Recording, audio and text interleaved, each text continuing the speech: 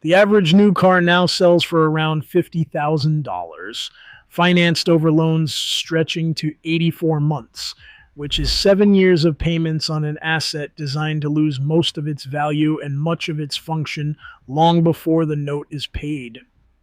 That alone is a bad deal. But the deeper problem isn't the price.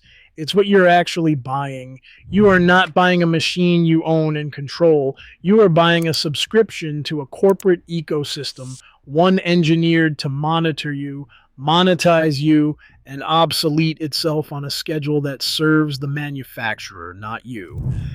And the clearest symbol of that shift is sitting in the center of the dashboard. The touchscreen. You were told it was luxury. It is the opposite. Replacing an array of physical buttons, knobs, and switches with a single sheet of glass is one of the largest manufacturing cost-cutting measures in modern automotive history, with only a handful of dollars of capacitive glass and software replacing dozens of individually wired, individually tooled components. The savings go to the manufacturer. The word premium goes to you. And then the bill comes. Because when primary controls, climate defrost, rear camera, and sometimes even hazard functions are baked into that screen, the screen is no longer a convenience. It is a critical system. When the processor behind it suffers a voltage spike or the panel delaminates after a few summers baking in the sun, you are not looking at a minor annoyance. You are looking at a $3,000 to $4,000 infotainment module replacement to restore basic operation of the car. A glass failure can functionally total an otherwise healthy vehicle. That is the modern automobile. And once you see the logic behind it, you start looking for the exit. This video is about where the exit is. Start with what the car knows about you, because most owners have no idea. A vehicle built in the last several years is functionally a 4,000-pound data collection device. Through built-in telematics and a permanent cellular connection, it can record how hard you brake, how fast you accelerate, the hours you drive, and where you go. This is not a hidden feature on an exotic car. It is standard architecture across the modern fleet, and that data does not stay with you.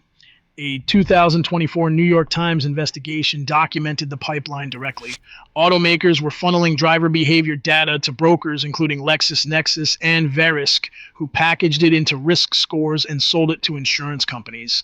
Drivers found their premiums rising by an estimated 12 to 21%, roughly $300 a year on a typical policy, based on data their own car had collected and sold, often without meaningful consent. No accident, no ticket, just a profile built quietly, monetized silently, and used against them. The Federal Trade Commission acted on it. Its consent order barred General Motors from sharing connected vehicle data with consumer reporting agencies for 5 years. In May 2026, California secured a settlement with General Motors and revealed the company had made roughly $20 million selling that data. Think about the economics of that. The car you paid $50,000 for was also generating revenue for the manufacturer by reporting on you, and the result was a higher bill from your insurer. So here is the trap, fully assembled. You brake hard to avoid a collision at a yellow light. The car logs the event. The event becomes a data point. The data point becomes a risk score. The risk score becomes a premium increase. The machine you own is working continuously as an instrument of your own financial extraction. The escape from that is not a setting you can toggle. It is a category of vehicle that was built before the modem was standard equipment.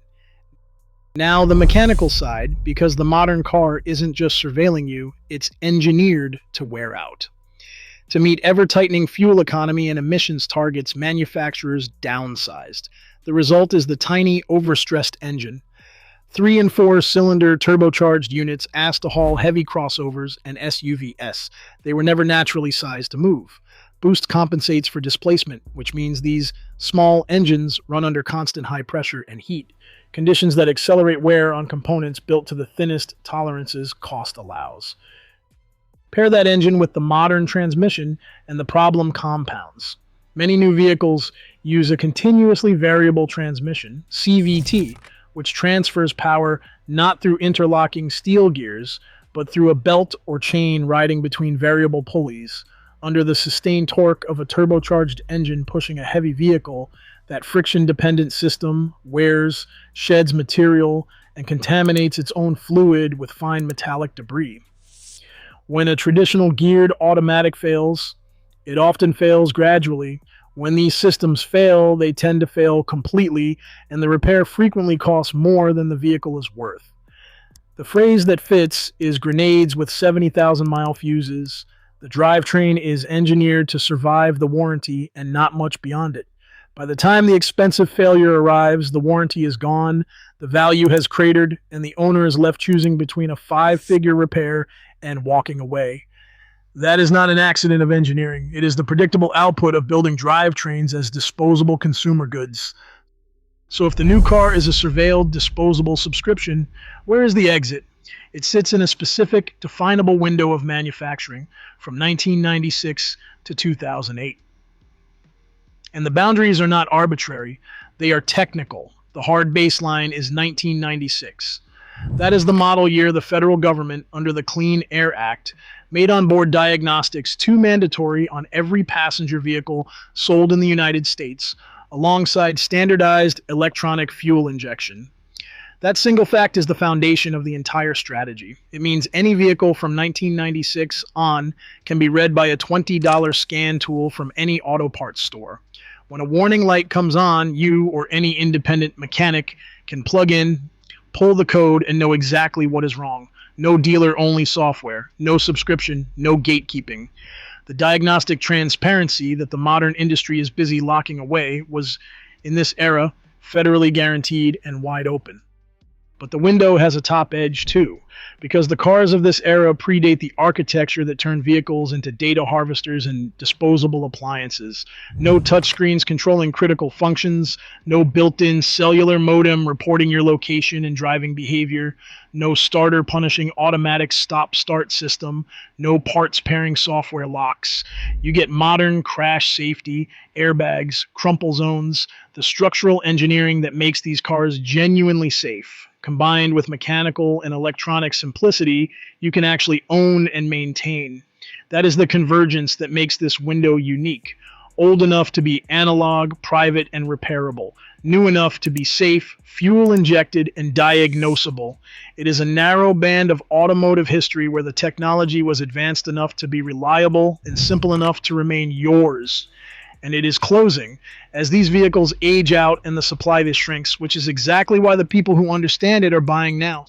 So here is the execution, the specific vehicles, the buying method, and the physical checks that separate a genuine analog asset from something already creeping toward the trap. Start with the sedans. From the late 1990s through the early 2000s, 4-cylinder Toyota Camrys and Honda Accords are the benchmark. The combinations to look for are a simple 4-cylinder engine, a timing chain rather than an interval replacement belt where available, and a traditional 4-speed hydraulic automatic transmission, a geared transmission, not a CVT. These powertrains routinely surpass 200,000 miles with basic maintenance. They are the most quietly bulletproof transportation ever mass-produced.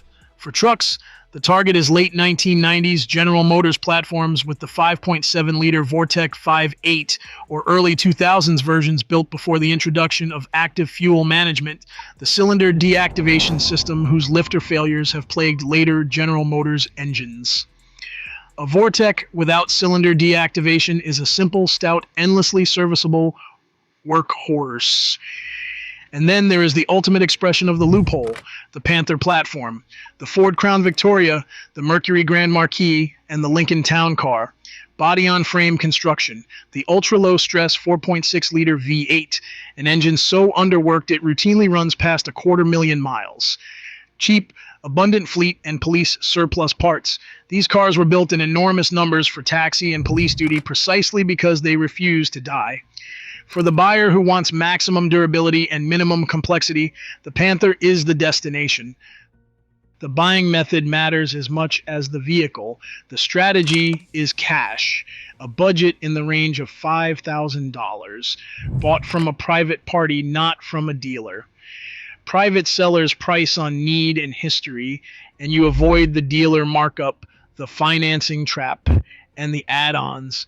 You are paying cash for an appreciating or value-stable asset, not financing a depreciating one. And verify with your eyes and hands because the era's edges blur. 3 physical checks. First, a real metal key that turns a physical cylinder, not a push-button start tied to a proprietary fob. Second, climate and audio controls that are physical dials and buttons, the kind that clunk when you turn them, not menus on a screen.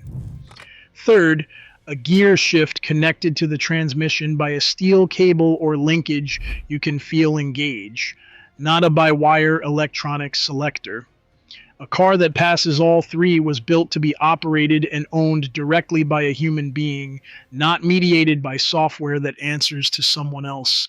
That is the window, old enough to be free, new enough to be safe, and open, for now, to anyone who knows exactly what to look for before it closes for good.